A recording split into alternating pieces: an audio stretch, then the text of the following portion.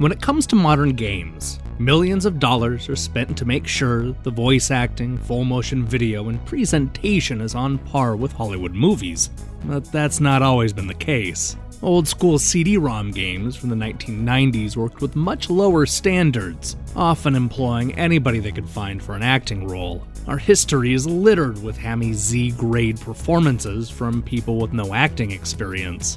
As bad as it was, there's something endearing about those classic games. It often felt like the developers were forced to round up friends and family to perform the poorly translated dialogue.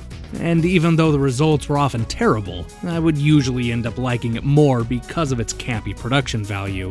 Streets of Fury EX is the modern embodiment of this anybody-can-act philosophy.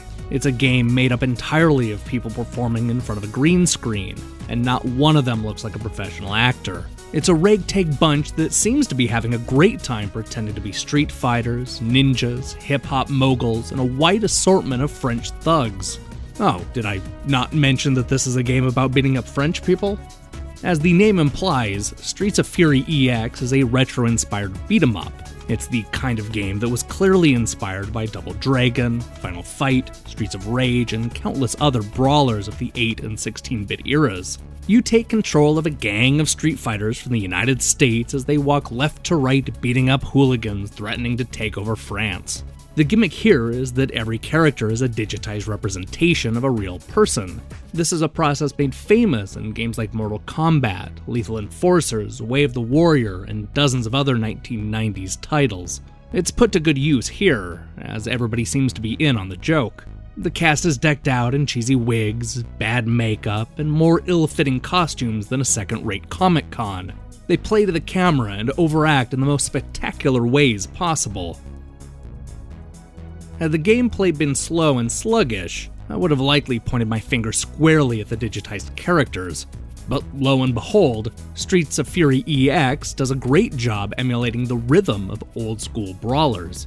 The action is quick, and the silly gimmick only helps to enhance an otherwise simple beat-em-up. It helps that we're able to choose from 15 different fighters, including a few unlockable characters. We're given a choice of a breakdancing woman, Terminator-style robot, the Rostamon, guy with a bat, and a roguish pilot named Jack Knife.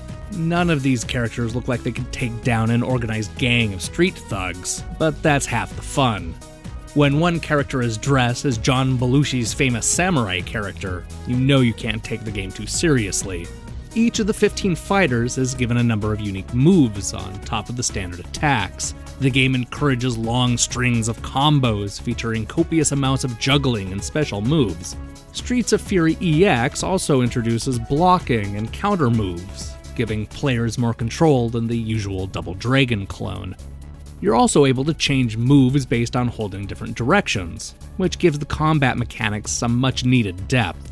Despite the charming visuals, goofy plot, and varied cast, Streets of Fury EX suffers from many of the same problems that plague other retro brawlers. The story mode offers 5 levels that seem to meander along at a snail's pace. The formula is also repetitive. You'll enter a small area, fight a bunch of cloned characters, and then move on to the next small area. And while the characters are loaded with moves, this is a surprisingly simple beat-em-up. There are no trash cans to break, weapons to pick up, or bonus stages to contend with. This genre has never been known for its depth, but it would have been nice to see more of the staples show up in Streets of Fury. Clocking in at around an hour, the main campaign is incredibly short. However, the game hopes you'll want to replay the same 5 stages long enough to unlock more adventures.